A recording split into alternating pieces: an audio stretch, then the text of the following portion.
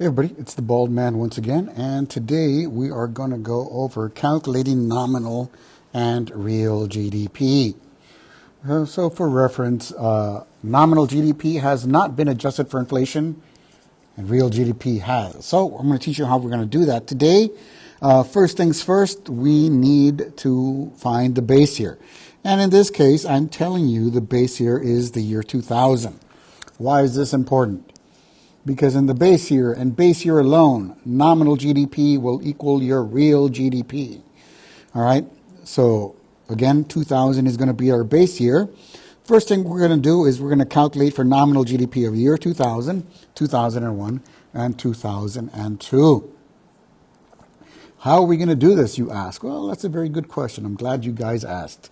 So we are going to find the nominal GDP by multiplying the quantity of pens times the price of pens, and we're going to add it to the quantity of erasers times the price of erasers, and we're going to add that to the quantity of protractors times the price of protractors, and that will give us our nominal GDP for that year. All right, so let me get my handy dandy calculator. 500 times 2 plus 600 times 1 plus 200 times 5, and that's going to give me $2,600. Now remember, that's the base year, and the base year nominal equals real, so my real GDP is going to be the same for that. So it's going to be 2,600 here as well. Now let's look for the nominal GDP of 2001. It's going to be 550 times 3 plus 650 times 2 plus 250 times 7, and that's going to give me $4,700 of nominal GDP for 2001. Now 2002, we're going to do the same thing. We're going to multiply and add all the way across.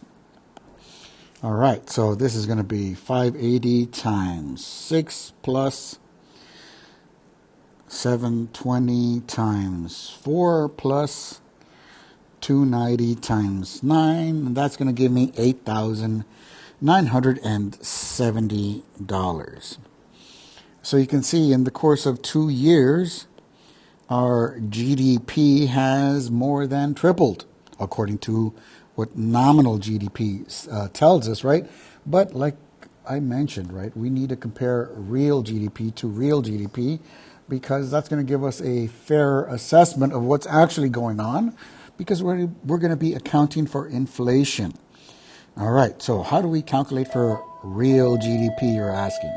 Very good question, guys, right? So what we need to do is we need to take the quantity of what we're looking for times the base year price.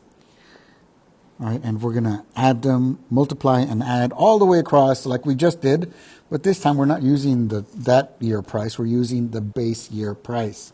So to find real GDP for 2001, I'm going to take 550 times 2 plus 650 times 1 plus 250 times 5.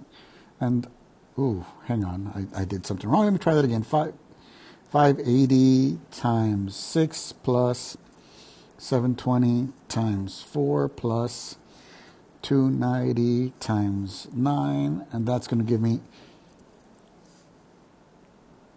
what did I do? I'm sorry. Let me try that again. I think I'm doing something wrong here, but let me find out. 550 plus times 2, I'm sorry, plus 650 times 1 plus 250 times 5, and that's going to give me $3,000. All right, like I said, $3,000. You can see the difference between 2000 and 2001 nominal GDP is almost $2,000, but in real GDP, it's just $400. So let's see what happened in 2002. 580 times 2 plus 720 times 1 plus 290 times 5, and that's going to give me $3,330. All right, so here you can see that using real GDP, our GDP did grow, but it did not grow as much as the nominal GDP would lead us to believe. So this is why we need to use real GDP when comparing years to each other to make sure that we're doing it fairly. If you guys have any questions about anything we went over today, please let me know and I'll be glad to help you.